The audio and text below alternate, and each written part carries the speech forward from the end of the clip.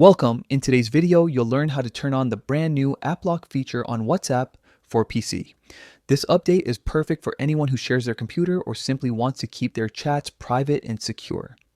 Let's jump straight into it. First, open the WhatsApp app on your computer. Make sure you're using the latest version because the app lock feature is part of the new update. Once the app is open, look at the lower left corner of your screen and click on the settings option.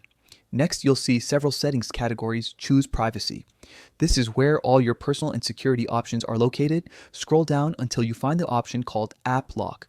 Click on it to continue. Now, let's enable it. Flip the switch or tick the box next to Enable App Lock. WhatsApp will then ask you to create a password to protect your app. Go ahead and enter a strong password of your choice. Try combining letters, numbers, and symbols to make it harder for anyone else to guess. Once you've entered your password, click OK to confirm.